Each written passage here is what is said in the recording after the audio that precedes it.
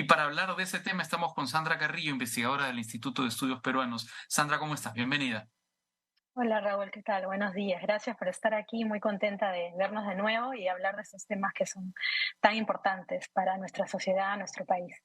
¿Es tu temor también que en cualquier momento el ataque contra el currículum, contra los contenidos Mm. curriculares, se active? Sí, es una amenaza cercana, evidente. Y ya se está viendo a nivel, digamos, social, político, institucional, y bueno, dentro de poco se va a remeter específicamente en el currículum y en las escuelas, ¿no?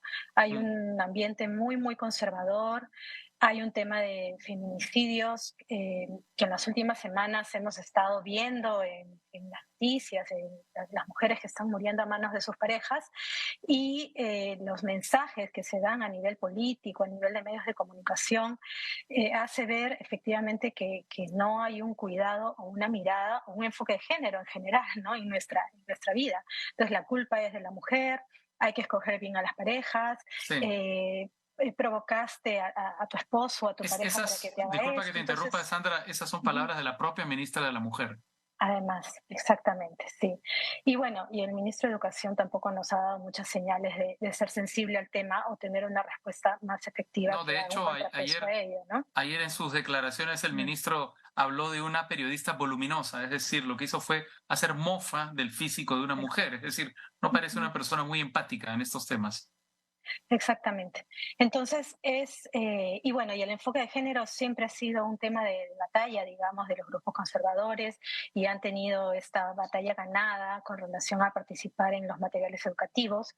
Entonces van a estar mirando los materiales y van a estar tratando de intervenir en este tema, ¿no? Que es tan importante y urgente en nuestra sociedad. Y Mm. esto es porque uno llega al feminicidio después de un largo camino de acoso, de maltrato, de violencia. O sea, el feminicidio es la última etapa de algo que la mujer viene soportando, trabajando, aguantando, digamos, y no solo la mujer, ¿no? La familia. Entonces, si Mm. eso bien hay que tener una respuesta, también hay que trabajar una prevención. Y eso, una parte importante es en la escuela, desde muy pequeños, ¿no? El enfoque de género no es solo un tema Ajá. para trabajar, digamos, en la secundaria con los chicos grandes que están en pleno desarrollo sexual, digamos, sino desde chicos, ¿no? Porque tiene que ver con la propia identidad, la propia persona, el manejo de límites, los estereotipos, la igualdad de oportunidades, ¿no? Y todas esas cosas que bueno, quizás podamos conversar aquí en este espacio. Ahora, eso es un tema Ujú. central, porque la escuela es un lugar especial, privilegiado justamente para romper estereotipos y permitir que la lógica de la igualdad se vuelva más uniforme, más democrática y más transversal, ¿no? Sí, mira, hay un estudio internacional que se hizo sobre el tema de trabajar, de que las mujeres fueran a las escuelas, ¿no? Mientras más cobertura, habían más cambios en los comportamientos de embarazo adolescente, matrimonios tempranos, se reducían. El efecto de más niñas en la escuela era evidente en África, en Asia, que son países que tienen problemas de cobertura. Pero en el caso de América Latina, la escuela no hace la diferencia. Y la reflexión de este estudio tiene que ver con la cultura machista que hay en América Latina. O sea, la Ujú. escuela no transforma estos estereotipos o estos roles del hombre y la mujer.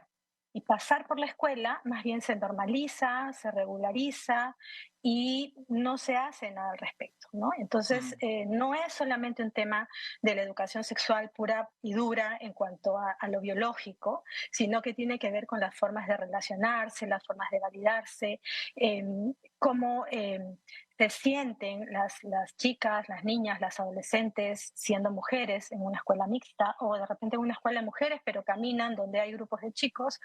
Y también el tema de las masculinidades, ¿no? Los propios chicos revalorizando este machismo o más bien cuestionándose en la forma como tratan a la mamá o la hermana o en la forma como se les exige, por ejemplo, ser más agresivos. Y ahí nosotros estamos trabajando un estudio con escuelas en Lima enfocado en el tema de inmigrantes y hay como frases de los chicos que evidencian que esto no se está trabajando y que ellos demandan una mayor igualdad y una mayor visibilización de estas diferencias, ¿no?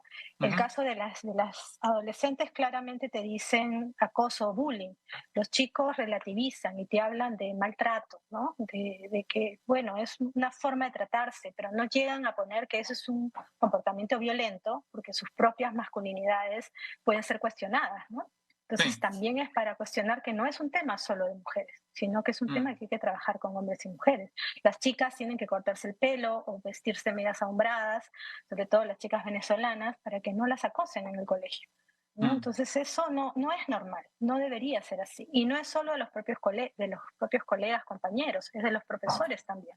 Entonces hay un Sí. tema de trabajo con profesores importante porque en una sociedad machista nosotros normalizamos muchas frases, muchas formas de ser, muchas formas de relacionarnos, cuando no deberían normalizarse, ¿no? No debería llamarnos la atención dentro de la lógica que tú estás planteando.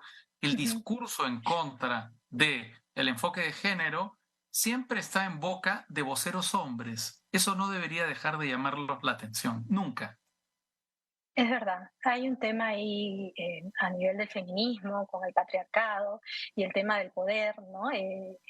Cuestionar el poder masculino y la presencia del hombre en la vida familiar y en la vida, digamos, política, social, se cuestiona si la mujer tiene cierto poder o cierta prevalecencia.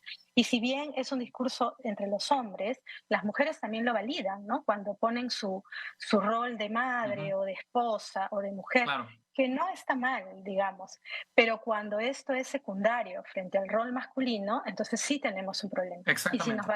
No, valorizamos por eso antes de ser personas, tenemos un problema. tenemos un problema grave. No, evidentemente Ujú, ahí lo que tú dices es exacto, es decir, hay un temor, digamos, de perder esos ujú, privilegios que vienen asociados a los roles antiguos, ¿no? Y hemos así escuchado es. además en los últimos años a voceros justamente digamos, estas corrientes de opinión que están en contra del enfoque de género, eh, reivindicar los roles históricos, es decir, el hombre Ujú. proveedor que debe, digamos, mandar en la casa, la mujer con los hijos en la cocina. Lo hemos escuchado, discursos que parecían del medioevo a estas alturas, se Sí. vienen reivindicando de manera absolutamente, digamos, frontal.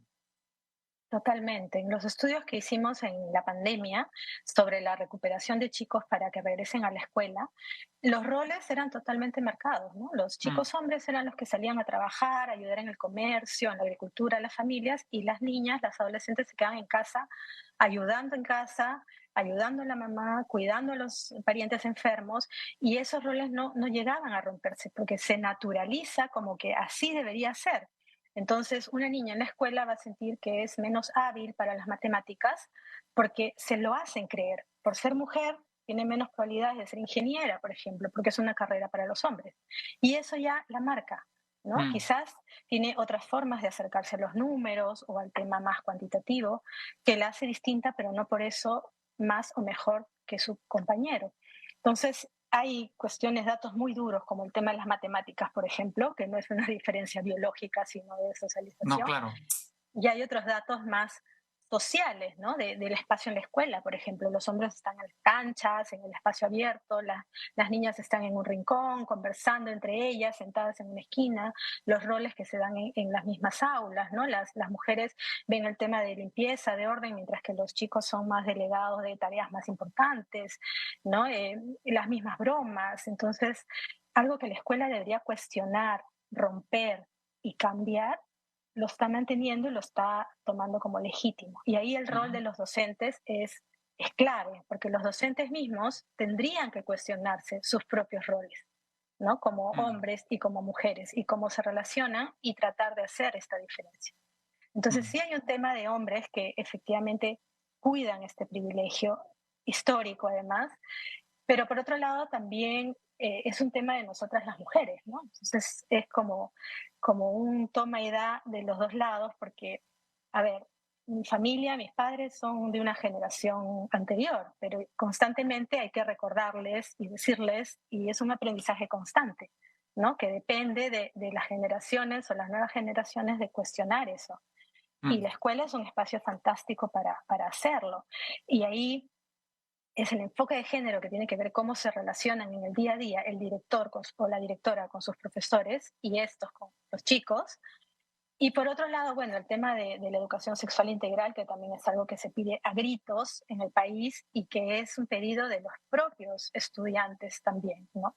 Mm. Y que no es un tema de trabajar en secundaria, es un tema que va desde muy pequeños porque tiene que ver con mi Claro. yo, con mi manejo del cuerpo, con el Y manejo de los límites. es algo que también horroriza porque, digamos, comienza a instaurarse un discurso pues que caricaturiza la educación sexual para generar escándalo, para generar una reacción en contra de la educación sexual.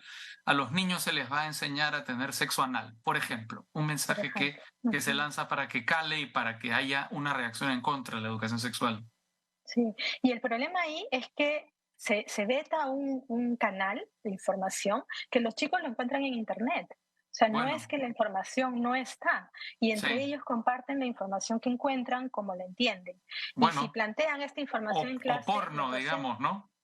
o el porno que también está abierto y que puede acceder cualquiera, digamos. Hombre. Entonces, el tema es que los docentes no saben cómo manejar esto, porque tampoco Mm. tienen, pueden venir de un tinte más conservador, es verdad, pero también no tienen muchos elementos y tienen temor de que pueden hablar o que no pueden hablar porque tienen a los padres de familia detrás, ¿no? Entonces Mm. se mezcla la religión con el Estado, con lo que es laico, con lo que es el desarrollo de la persona, los derechos, y hay una confusión ahí que finalmente cala en tener niñas embarazadas de 10, 14 años, Exacto. o chicas que se escapan con chicos mayores o personas mayores, o el profesor que abusa de las estudiantes. Entonces, y esto es peor si eres una mujer pobre o indígena o tienes alguna discapacidad. Es mucho más fuerte y más violento, ¿no? Este tema. Mm. Entonces, y bueno, se ve no solamente en la escuela pública, en la escuela privada también. Lo que pasa es que hay más elementos de las familias y también se cuida más de no decir o que no se enteren, ¿no?